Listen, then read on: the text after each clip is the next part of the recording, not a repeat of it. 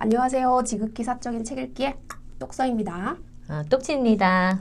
네, 오랜만에 만나 봬요. 똑치님. 네, 똑치님 아주 오랜만이죠. 긴 휴가를 다녀오셨죠? 네. 14일간의 네. 발리 여행을 다녔습니다. 완전 부럽습니다. 또 네. 다음에도 저도 갈 기회가 있을 거라고 생각하고요. 네, 꼭 추천드려요. 네. 저희가 그동안 그래서 도덕경 공부를 잠시 중단하고 지금 다시 시작을 하려고 해요. 그래서 너무 좋습니다. 저는 똑치님 모셔가지고 공부할 수 있어서. 오늘은 도덕경 22장과 23장 할 건데요. 제가 먼저 22장 하겠습니다. 곡즉전, 굽어진 것은 온전히 살아간다.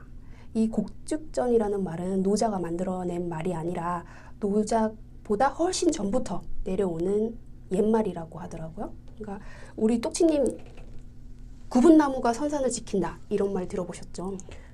굽은 나무가 그 사람들이 쓸모가 없어서 잘 베지 않잖아요. 그러니까 이제 네. 선산을 오랫동안 지킬 수 있다는 얘기죠. 네, 맞아요. 예. 그러니까 자손들이 가난해지면 이게 반듯반듯한 거는 제목으로 좋은 제목으로 쓸 수 있으니까 베어다가 팔고, 그렇지 못한 이 굽은 나무는 베지 못하고 그냥 가만히 냅두면 나중에 그 선산을 지키는 건 결국 굽은 나무가 지킨다는 뜻입니다. 이걸 이제 돌이켜 보면은 처음에는 쓸모가 없어서 그냥 냅뒀는데 결국엔 선산을 지킨다라는 이 목적은 누가 하고 있냐면 굽은 나무가 하고 있는 거죠. 쓸모 없어 보이는 것이 오히려 재구실을 하게 된다 이런 뜻입니다. 여기에서는 이제 자신을 구부리고 자신의 가치가 드러나지 않도록 낮추어야 온전한 삶을 누릴 수 있다는 뜻입니다. 그 다음 계속할게요. 왕즉직, 와즉경, 패즉신. 굽어야 펼 수 있고 우묵해야 채워지고 낡아야 새로워진다. 소즉득, 다즉혹. 적어야 얻게 되고 많으면 미혹하게 된다. 이거는 자연의 운행 원리, 도의 원리를 말하고 하고 있는데요. 도는 우리가 계속 그동안 배웠던 것처럼 반대되는 것끼리 한 쌍을 이루고 있고 서로가 존재하기 위해선 그 반대되는 것이 반드시 필요합니다. 그리고 이 운행 방향은 반대되는 것을 향해서 움직여요. 그래서 반드시 조화와 균형을 이뤄야지만 이 세상이 자연스럽게 잘 흘러갈 수 있습니다. 이게 바로 자연의 원리, 도의 원리입니다. 지금 여기까지 지금 왕즉직부터 다즉호까지 도의 원리, 자연의 운행 원리에 대해서 말을 했고요. 이제 그 다음부터는 자연의 원리를 인간 세상에 한번 적용시켜 보는 내용이 나와요. 시이, 성인, 포, 일, 위, 천하식. 이것을 본받아 성인은 껴하나 하나로 보는 관점으로 천하의 표준으로 삼는다. 이것을 본받아 아까 말했던 그 자연의 운행 원리, 도의 원리를 본받아서 성인은 껴안아서 그 대립되는 것을 하나로 껴안아서 천하의 표준으로 삼는데요. 부자현 고명. 자신의 관점으로 보지 않기에 명이라고 한다. 이 명은 노자는 최고 인식 단계를 명이라고 보고 있어요. 공자는 지, 알지자, 지혜로운 지 이거를 최고로 봤는데 노자는 오히려 그 알의 단계가 아니라 그냥 명을 그냥 그 달하고 해하고 같이 있는 두 개가 정말 상반되는 그 두 개가 있잖아요. 그 두 개를 같이 볼 수 있는 전면적인 면목을 볼 수 있는 그 단계를 최고 인식 단계로 보고 있습니다. 자신의 관점으로 보지 않기에 명이라고 한다. 이 말을 이제 조금 풀어보면요. 자신의 관점으로 바라본다는 말은 우선은 한쪽으로 치우쳐 있다는 말이에요. 그런데 자신의 관점에서 이제 벗어나서 보면은 서로 대립되는 것들이 보이는 거죠. 서로 대립되는 면들을 다 양쪽에서 아우르면서 보는 게 바로 명입니다. 부자시 고창. 자신을 옳다고 여기지 않기에 빛나며 부자벌 고유공. 자신의 공적을 드러내지 않기에 공이 있게 되고 부자긍 고장. 자신을 자랑하지 않기에 장구할 수 있다. 여기에서 이제 마지막에 장구할 수 있다라고 끝나는데 노자의 철학의 궁극적인 목적은 오래가는 거, 장구하는 거더라고요.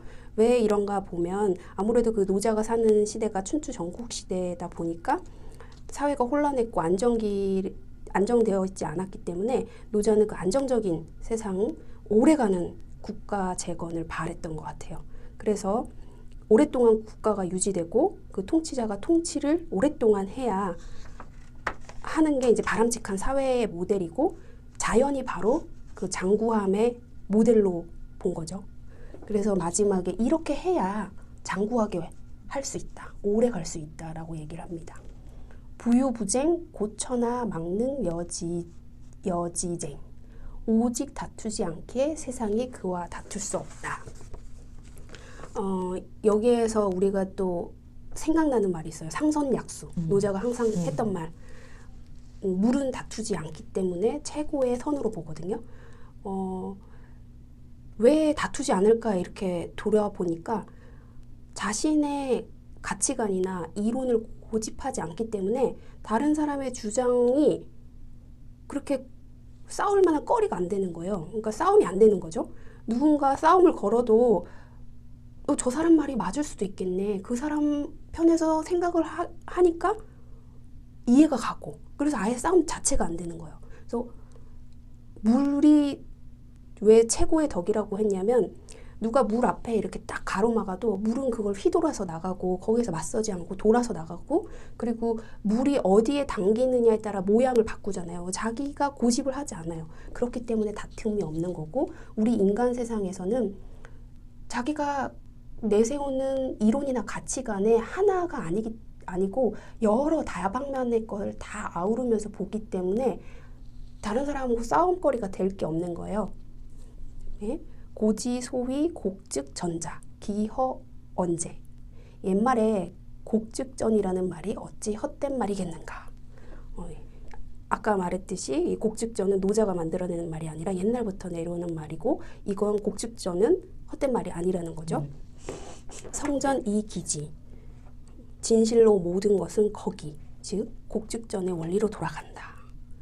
우리가 그동안 배웠던 지식하고 좀 많이 다른 것 같아요. 이걸 보면 우리는 남들보다 더 나은 삶을 살려고 그동안 많은 경쟁을 하면서 살아왔는데요. 여기서는 자신을 구부리고 자신의 가치를 드러나지 않도록 낮추어 사는 것이 온전한 삶이라고 얘기를 하고 있습니다. 그래서 우리가 그 전에 배워왔던 가치관하고 많이 상충되는 게 있어요. 한편으로는 이해되기도 하면서 막상 또 그렇게 살라고 하면 과연 내가 그렇게 살 수 있을까 하는 생각도 많이 드는 장이었습니다. 그러면서도 이렇게 살면 경쟁하지 않고 마음 아플 일도 별로 없을 거고 다툴 일도 별로 없을 것 같고, 그래서 편할 수는 있겠다라는 생각이 들더라고요. 그러려면 나의 욕심을 많이 내려놔야 되는데 아직까지는 그 단계는 아니어가지고 많이 생각하게 되는 장이었습니다. 똑치님은 어떻게? 저는 40대 넘으면서 제가 가장 경계하면서 관심 갖고 있는 문제가, 이슈가 꼰대가 되지 말자거든요. 근데 지금 똑사님이 설명하시는 그 이야기를 들으면서 그런 생각이 들었어요. 이게 꼰대가 되지 말라는 얘기구나. 그런 생각이 들었고, 그래서 꼰대가 안 되려면 어떻게 해야 하지? 자기 틀에 갇히지 않고 자기의 가치관에 갇히지 않고 뭔가 어떤 것들을 자기의 기준에 맞춰서 나눠가지고 좋다 나쁘다 이렇게 구분짓는 그런 걸 하지 않으려면 어떻게 해야 될까를 고민하는데 여기에 답이 있는 것 같아요. 자신을 낮춰라. 자기를 낮춰라. 그러니까 제 나이쯤 되면 많이 살았고 경험도 많고 직장에서의 어떤 경력도 높기 때문에 낮추는 게 사실 굉장히 힘들잖아요. 네, 맞아요. 다른 사람들보다 보이는 게 많고 아는 게 많으니까. 라고 착각을 하죠. 근데 결국은 이게 도의 관점에서 보면 이 대립되는 양쪽의 그 선상에서 보면 나는 극히 일부만 사실 알고 있는 건데, 야, 진짜 몸을 낮춰야겠네요. 그래서 꼰대가 되지 않도록 해야 되겠어요. 그런 생각이 들었어요. 네, 우리 그렇게 됐으면 좋겠네요. 그럼 이 세상 사는 게 정말 편할 것 같아요. 네, 그러네요. 네, 똑치님 그 다음에 23장 네, 있으시죠? 23장은 참 난해해요. 난해한데 제가 이 장을 선택한 이유는 난해하지만 나름의 해석을 달면 굉장히 도라는 것이 매력적이에요. 그러게요. 굉장히 매력적이에요. 뭔가 뭐라고 해야 음. 될까? 쿨하다? 음. 약간 시크하다? 이런 느낌이 좀 드는 장이라서 선택을 했거든요. 음. 그래서 처음에 희언자연에서 진정한 도는 자연에 순응하므로 많은 말이 필요 없다. 이게 이제 그 노자의 도덕경에 한자로 되어 있는 부분을 보면 주어나 목적어가 굉장히 많이 생략이 되어 있어서 해석이 굉장히 다양하잖아요. 그래서 희연 자연을 그냥 자연은 말이 없다. 뭐 이렇게 해석하는 분들도 굉장히 많더라고요. 근데 아래에 따라오는 내용과 연관 지으려면 여기에서 주어는 도가 돼야 될 것 같아요. 그래서 진정한 도는 정말 자연에 순응하는 거잖아요. 그러니까 많은 말이 필요 없고 저절로 그렇게 된다. 이 얘기를 하고 싶은 것 같아요. 고 표풍 부종조 치우 부종일. 그러므로 광풍은 아침 한나절을 불지 못하고 폭우는 하루 종일 내리지 못한다. 광풍은 해오리 바람 정도로 이해하시면 되고 폭우는 소나기 생각하시면 되는데 이게 하루 넘게 막 불거나 그러진 않잖아요. 이런 자연 현상이 일어났을 때 우리가 되게 자연스럽지 않다, 부자연스럽다 이런 말 하잖아요. 갑자기 왜 이러지? 막 이렇게. 그래서 숙이 찾아 천지. 누가 이렇게 하는가? 천지 자연이다.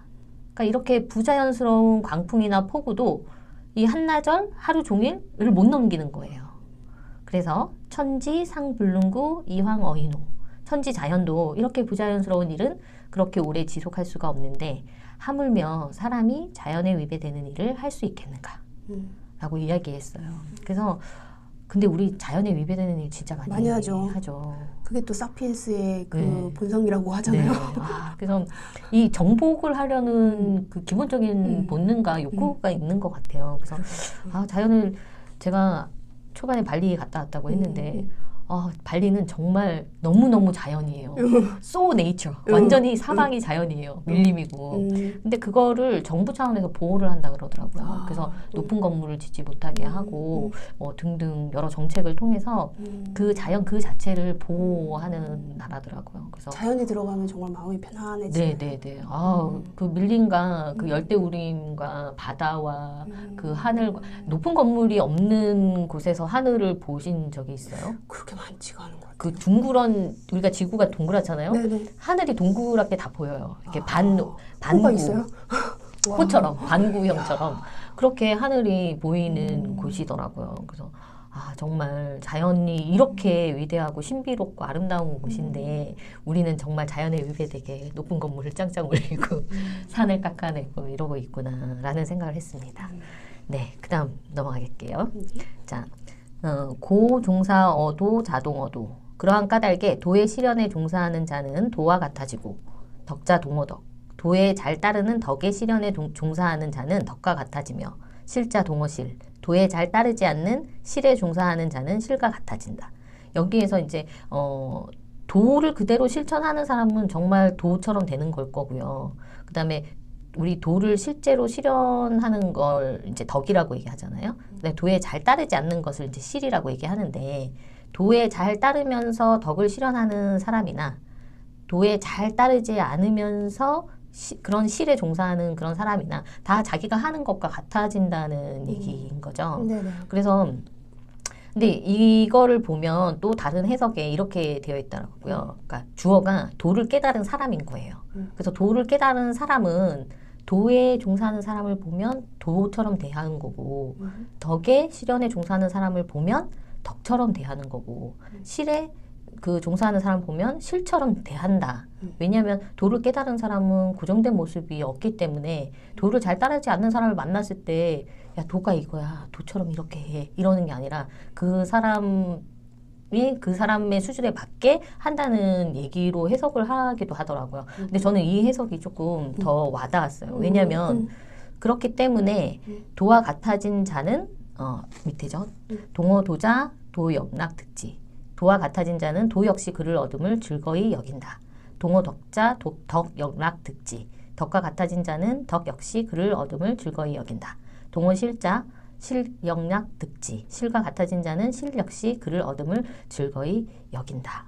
여기에서 그래서 도에 따라 힘쓰는 그 사람이 도와 같아진 사람은 제가 막 지금 횡설수설하고 있는데요. 이 부분이 좀 굉장히 어려웠어요. 그러니까 도와 같아진 자는 도 역시 그를 얻음을 즐거이 여기고 그다음에 덕과 같아진 자는 덕 역시 그를 얻음을 즐거이 여기는데 여기까지는 이해가 좀 되는 것 같아요. 도가 즐겁게 얻고 덕과 같아진 자를 즐겁게 얻는 건 잘 이해가 되는데 실 역시 실과 같아진 자를 얻음을 즐거이 여긴다라고 했잖아요.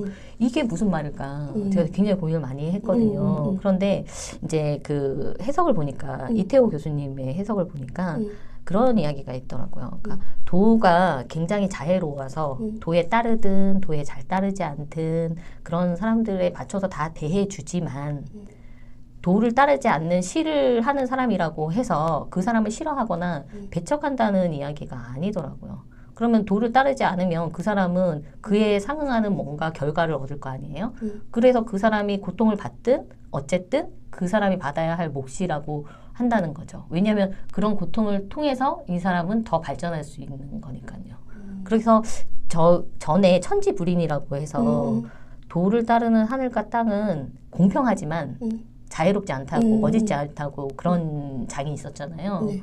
그러니까 굉장히 쿨하고 시크하다고 제가 말씀드린 게 이 부분인 것 같아요. 그러니까 예를 들어서 건강에 나쁜 어떤 습관을 가진 사람이 있어요. 그러면 그게 이제 뭐 도에 따르지 않는 어떤 실이라고 봤을 때 뭐 그렇게 해서 이 사람이 나중에 건강이 나빠졌단 말이에요.